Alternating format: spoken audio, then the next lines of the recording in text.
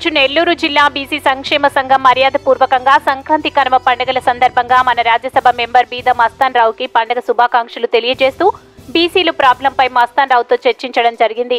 తర్వాత ఆంధ్రప్రదేశ్ రాష్ట్ర బీసీ సంక్షేమ సంఘం క్యాలెండర్ను ఆవిష్కరించడం, సావిత్రిబాయి పులే జీవిత చరిత్ర పుస్తకమును అందరికీ డిస్ట్రిబ్యూట్ చేయడం జరిగింది. ఈ కార్యక్రమంలో Devarala Subrahmanyam, BC state vice president Palamala Sriharirao, Nellore జిల్లా అధ్యక్షులు బీసీ ఎంప్లాయీస్ అధ్యక్షులు Sunku Venkateswarlu, youth president Kiran, city president Vasu, rural president CH Venkateswarlu, Kovvur president Gopal, general secretary Malyadri, Sailaja, vice president Saleem, coordinator Bhaskar Goud, employees Sridhar, Nageswararao, Sukumar మరియు ఇతరులు పాల్గొన్నారు.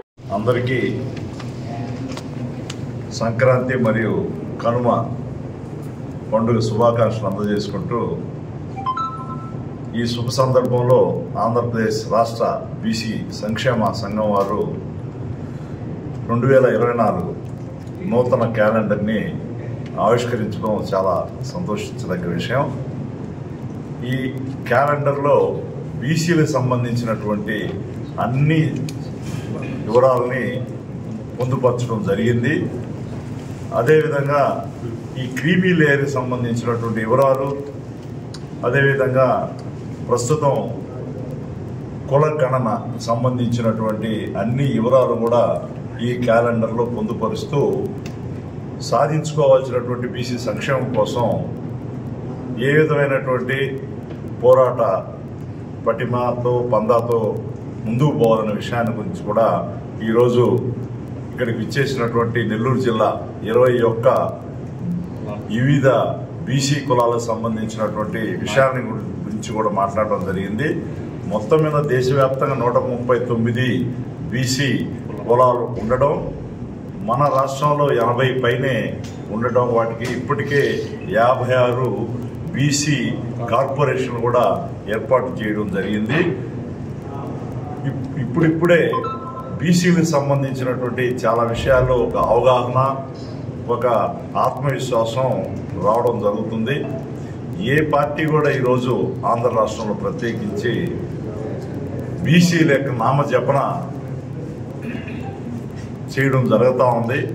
కేవలం ఇప్పటి వరకు అన్ని రాజకీయ పార్టీలు, అది ప్రాంతీయ పార్టీలు కానీ జాతీయ పార్టీలు కానీ ఓట్ బ్యాంక్ మాదిరిగానే బీసీని చూస్తున్నారు తప్పితే అవసరానికి ఉపయోగపడేటువంటి దాఖలాలు చాలా తక్కువ. కానీ గత 5 సంవత్సరాలుగా ఈ బీసీలు ఇంతకాలం చేసినటువంటి పోరాటానికి ఫలితంగా ఈరోజు బీసీలకి 50% ప్రతి పార్టీలో కూడా, ముఖ్యంగా శ్రీ జగన్మోహన్ రెడ్డి గారు మన గౌరవ ముఖ్యమంత్రి వర్యులు ఒక అడుగు ముందుకేసి ఆంధ్ర రాష్ట్రంలో కూడా గణన కూడా ఎక్కడ లేని విధంగా బీహార్ తర్వాత ఇక్కడే చేపట్టడం జరిగింది. దానికి ఒక కమిషన్ కూడా వేయడం జరిగింది. తద్వారా బీసీల నిష్పత్తి ఇప్పుడు దాకా మనం 56%, 52% అనుకున్నాం.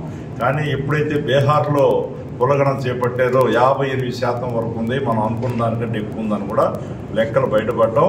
అదే విధమైన లెక్కలు ఆంధ్ర రాష్ట్రంలో కూడా ఈ కులగణన ద్వారా జరగద్దని తెలియదు, మనం అందరం కూడా భావించాల్సినటువంటి అవసరం ఉందని కూడా తెలియజేసుకుంటూ, అప్పుడు మనం మన జనాభా నిష్పత్తిలో మనం పదవుల్లో, అది స్థానిక సంస్థలు కావచ్చు, అదేవిధంగా నామినేటెడ్ పదవులు కానీ నామినేటెడ్ పనులు కానీ చట్టసభల్లో కానీ మనం అందరం కూడా డిమాండ్ చేయడానికి ఇంతకాలం రాష్ట్ర బీసీ సంక్షేమ సంఘం చేసినటువంటి పోరాటానికి తొందరలోనే ఫలితం రాబోతుందని తెలియజేసుకుంటూ, ఈరోజు బీపీ మండలిగా 1992-93లోనే దానికి సంబంధించినటువంటి సుప్రీంకోర్టులో వాదనలు వచ్చినప్పుడు సుప్రీంకోర్టు ఒక వివరణ ఇవ్వడం జరిగింది. ఇంత పెద్ద బీసీ వాళ్ళకి ఒక మంత్రిత్వ శాఖ లేకపోవడం చాలా దురదృష్టకరం. వాళ్ళకు మంత్రిత్వ శాఖ ఉంటే బీపీ మండల్ గారు రికమెండ్ చేసినటువంటి రిజర్వేషన్లు కానీ, అది ఉద్యోగాల్లో కానీ చదువుల్లో కానీ ప్రతి విషయంలో వాళ్ళ యొక్క సంక్షేమ కార్యక్రమాలు కావడానికి కానీ అవకాశం ఉంటుందని తెలియజేసినప్పుడు ఈ రోజు వరకు కూడా మన భారతదేశంలో స్వయాన బీసీఏ ప్రధానమంత్రిగా ఉన్నా కూడా ఈ రోజు వరకు మంత్రిత్వ శాఖ లేదు. పశువులకి మంత్రిత్వ శాఖ ఉంది, చేపలకి మంత్రిత్వ శాఖ ఉంది. కానీ ఇంత పెద్ద జనాభా ఉన్నట్టు 70 కోట్ల జనాభా ఉన్నట్టు భారతదేశంలో బీసీలకి ఒక మంత్రిత్వ శాఖ లేకపోవడం చాలా దురదృష్టకరం. దానికి సంబంధించి ఈరోజు అందరం కూడా బీసీ ఎంపీలు, ప్రత్యేకించి వైఎస్ఆర్సీపీలో మేము 9 మంది రాజ్యసభలో ఉంటే 5 బీసీలు ఉన్నాం. అదేవిధంగా దీంట్లో లోక్సభలో కూడా ఉండడం జరుగుతుంది. మేమందరం కూడా ప్రతి సందర్భంలో మన బీసీ నాయకులందరూ కూడా ఆర్ కృష్ణయ్య గారు ఎంపీ గారు కావచ్చు, శంకర్రావు గారు కావచ్చు, ఏవి బీసీ సంఘాలైనా కూడా అందరి యొక్క ఆశయము లక్ష్యము బీసీలకి న్యాయం జరగాల అనేటువంటి ఉద్దేశంతో ఈరోజు చట్టసభల్లో రిజర్వేషన్ జరగాల. కేవలం స్థానిక సంస్థలోనే కాదు, వాళ్ళకు కూడా బడ్జెట్ కేటాయింపు కూడా ఉంటే వాళ్ళ యొక్క సంక్షేమ కార్యక్రమాలు సజావుగా జరగడానికి, అదేవిధంగా 56 బీసీ కార్పొరేషన్ ఉన్నా కూడా వాటికి నిధులు లేని దానివల్ల ఇబ్బంది, ఆయా కులాలను అభివృద్ధి చేసుకోవడానికి ముందుకు తీసుకోవడానికి చాలా ఇబ్బందులు ఉన్నాయి. కాబట్టి గౌరవ ముఖ్యమంత్రి గారు కూడా ఇప్పటికే తెలియజేశాం, కొంచెం ఆర్థిక వనరుల వల్ల ఇబ్బంది ఉంది కాబట్టి రాబోయే రోజుల్లో ఖచ్చితంగా ప్రతి కార్పొరేషన్కి దానికి సరైన నిధులు ఇచ్చి వాళ్ళ కులాల అభివృద్ధి కోసం తమ వంతు కృషి చేస్తామని కూడా చెప్పడం ఇప్పటికే గౌరవ ముఖ్యమంత్రి గారు శ్రీ జగన్మోహన్ రెడ్డి గారు జరిగింది. కాబట్టి ఇప్పుడు ప్రతి బీసీ సోదరుడు కూడా రాబోయే రోజుల్లో ప్రతి పార్టీ ఎన్నో కొన్ని సీట్లు చట్టసభలో రేపు రాబోయే ఎమ్మెల్యేల సీట్లలో కానీ ఎంపీ సీట్లు వస్తారు. కాబట్టి మనం ఎవరైనా కూడా ఎవరు బీసీ సోదరుడికి సీటు వచ్చినా కూడా అన్నీ ఈ బీసీ కులాలన్నీ కూడా వాళ్ళ యొక్క విజయాన్ని కృషి చేయాలని చెప్పి కూడా మనందరం కూడా ప్రతి ఒక్కరు కూడా తెలియజేయాల్సినటువంటి అవసరం, అవగాహన కూడా చేయాల్సిన అవసరం కూడా ఉందని తెలియజేసుకుంటూ రాబోయే ఎన్నికలు చాలా కీలకమైన ఎన్నికలు. మన బీసీలకి, ఎస్సీ ఎస్టీ మైనారిటీలకి ఎవరైతే ప్రాధాన్యత ఇస్తున్నారో వాళ్ళ యొక్క